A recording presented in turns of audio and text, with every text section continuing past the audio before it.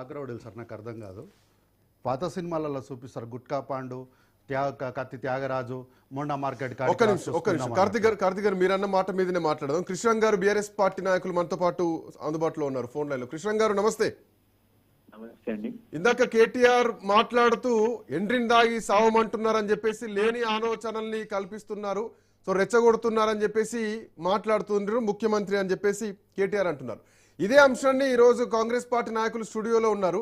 ఇది విద్యార్థులను రెచ్చగొట్టే విధంగా కేటీఆర్ దాన్ని యాప్ చేస్తున్నారు, సో ఇది అభివృద్ధిని అడ్డుకునే వాళ్ళ గురించి మాట్లాడితే ఈయనెందుకు ఇట్లా మాట్లాడుతున్నారని చెప్పేసి ఇందాక కేటీఆర్ క్లోజింగ్ స్టేట్మెంట్స్ ఆయన పాయింట్ తీసుకున్నారు.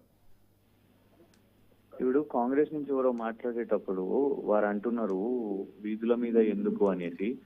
సవాల్ ఎందుకు వేస్తారు? సవాల్ స్వీకరించినప్పుడు మరి ఎందుకు మరి సవాల్ని ఎదుర్కోవడానికి ఎందుకు ధైర్యం ఉండదు? కృషాంక్ ఒక్క నిమిషం, నేను సవాల్ వినిపిస్తా. తలకాయ లేనట్టు ఉంది చెప్తా ఉన్నాడు. చెట్టులు ఎక్కువ ఎరిగితే సరిపోదు, అందులో అవధి. రైతుల గురించే ప్రత్యేకంగా అసెంబ్లీ సమావేశాలు ఏర్పాటు చేద్దాం. 10 సంవత్సరాలు ఏడన్నా అసెంబ్లీలో చర్చ చేద్దామన్నారు. గన్ పార్క్ కాడ రోడ్ల మీద ఆడ కాదు చర్చ పిలిచింది మీరే కదా, గన్ పార్క్ రమ్మని అసెంబ్లీ పెట్టాల్సింది కదా, ప్రత్యేక సమావేశం ఎందుకు పెట్టాలి? కృష్ణ గారు ప్లీజ్. అందుకే ఏ విషయంలో అయినా మీరు చర్చకు సిద్ధమా? వస్తాడా అసెంబ్లీకి? రైతుల గురించే ప్రత్యేకంగా అసెంబ్లీ సమావేశాలు ఏర్పాటు చేద్దాం. గుడ్ పాయింట్ కృష్ణ గారు.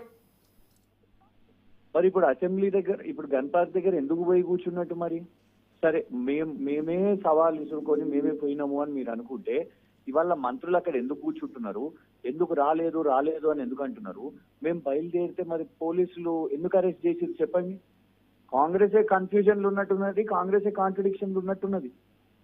మీకు అసెంబ్లీలోనే చర్చకు రావాలనుకుంటే మరి గన్ పార్క్ దగ్గర మీరు చేస్తున్న తమాషా ఏంటిది? మేము వస్తుంటే మీరు ఎందుకు భయపడిపోయి అరెస్ట్ చేస్తున్నారు? నంబర్ 1. ఇంకోటి జూపల్లి కృష్ణారావు గారు కూడా వస్తా అన్నారు కదా తెలంగాణ భవన్ కి, అది కూడా మేము స్వీకరించినాం కదా. కేటీఆర్ గారు మా వర్కింగ్ ప్రెసిడెంట్ గారు కూర్చొని ఉన్నారు కదా. ఉదయమే వచ్చి సరే జూపల్లి కృష్ణారావు గారు వస్తే మొత్తం మీకు ఎక్స్ప్లెయిన్ చేస్తాం, మీరు కూడా చర్చ చేయండి, మాట్లాడుకుందామని. మేము ఒకటే చెప్తున్నాం, ఈ పనికిరాని సవాళ్ళు ఇసురుడు బంద్ చేయండి. మీకు భయపడుతున్నారు కాబట్టి, మీరు భయపడుతుంటే కూడా అరే చర్చ మేము స్వాగతం అన్నా, అసెంబ్లీ చర్చకు కూడా సిద్ధం, మీరు ఎక్కడన్నా సిద్ధం ఉన్నాం. గతంలో కూడా ఇట్లనే పారిపోయారు ముఖ్యమంత్రి గారు, ఇవాళ కూడా సరే మంత్రులను పంపిస్తున్నారు కదా. గతంలో ఎప్పుడు వారిపోయారు? ఆడియో కూడా వినిపిస్తా, మీరు ఒక్కసారి బాగా గుర్తు చేసుకొని వ్యాఖ్య చేయండి. మీరు కార్తిక్ గారు మీరు గతాన్ని పాయింట్ చేసుకుంటున్నారు. స్టూడియోలో ఉన్నారు, నేను ఫోన్ లో ఉన్నాను, మీరు ఎక్కడ నుండి ఆడియోలు వినిపిస్తున్నారు? ప్రజలు చూస్తున్నారండి. ఏం నువ్వు ఎన్ని ఆడియోలు పెట్టుకున్నా ఏం లాభం? లైవ్ లో ప్రజలు చూస్తున్నారు సార్, మీరు ఎట్లా మాట్లాడుతారో ప్రజలు చూస్తలేరు. కానీ వాళ్ళు మీరు ప్రజలు చూస్తున్నారు. రోడ్డు మీద తమాషా చేస్తున్నది మంత్రులే కదా. అరే మంత్రులు ఏమన్నా సిగ్గున్నదా అండి? మంత్రులు అండి వాళ్ళు, క్యాబినెట్ మంత్రులు రోడ్డు మీద పడ్డారు. మీరు సరే వస్తామని చెప్పినాం, ఎవరు రమ్మన్నారు మిమ్మల్ని? మీరే కదా. సవాల్ రండి, గన్ పార్క్ కి రండి అని కూర్చొని ఉన్నారు. స్ట్రైట్ గా నాకు దీనికి ఆన్సర్ చెప్పండి. You are the one. మీరు ఛాలెంజ్ చేసిండ్రు, సవాల్ అన్నారు, రోడ్డు మీద కూర్చొని ఉన్నారు. మేము వస్తుంటే ఎందుకు అరెస్ట్ చేసి చెప్పండి. మీరు ఇక్కడ నాకు ఆడియోలు వినిపించుడు కాదు.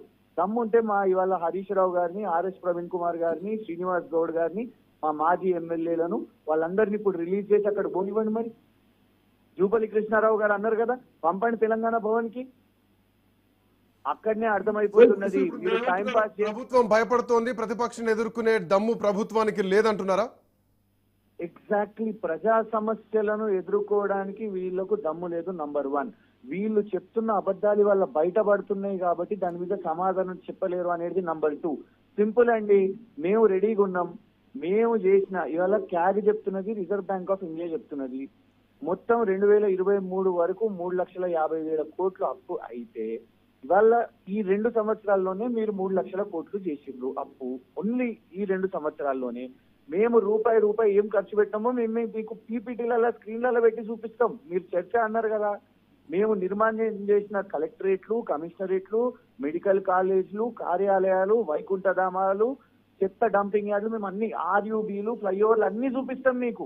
మీరు నిర్మాణం చేస్తాం. ఒక్క ఫ్లైఓవరు ఒక కార్యాలయమో ఒక కాలేజో ఏమన్నా చూపెట్టండి మీరు.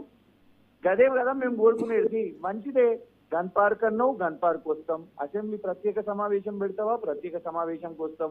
అరే సమావేశాలు కూడా పెట్టి కేరళకి పెళ్లికి పోతారు, ఢిల్లీకి పెళ్లికి పోతారు, ఎవరిదో బర్త్డే ఫంక్షన్ పోతారు, ఎవరిదో ఎంగేజ్మెంట్ పోతారు.